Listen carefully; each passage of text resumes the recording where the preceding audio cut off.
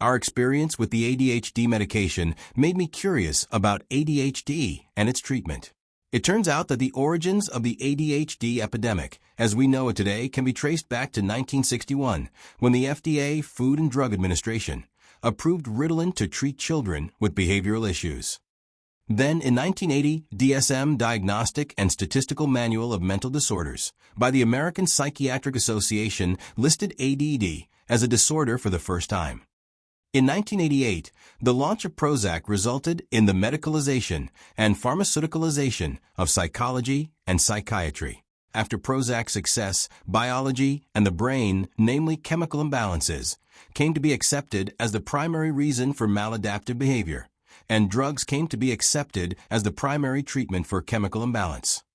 Then, in 1990, the IDEA, Individuals with Disabilities Education Act, and the ADA, American Disabilities Act, were passed. In 1991, Department of Education issued a Joint Policy Memorandum, which directed schools to include ADHD as a covered disability under the IDEA and ADA. In 1996, the FDA approved Adderall as a treatment for ADHD.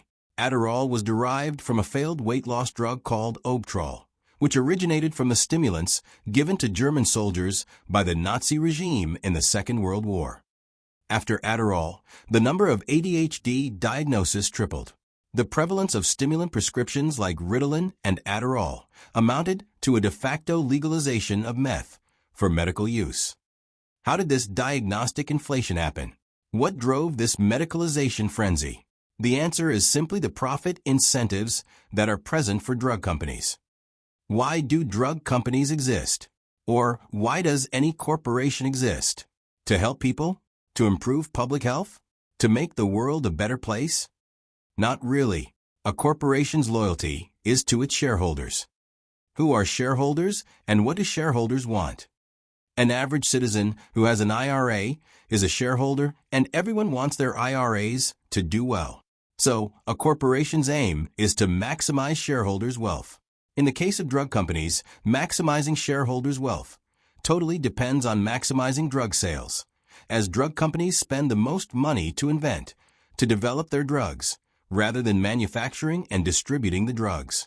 So, once they develop a drug, they want to sell it to as many people as possible.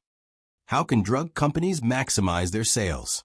1. By making sure people diagnosed with a disorder are diagnosed for life, and they take their medications for life.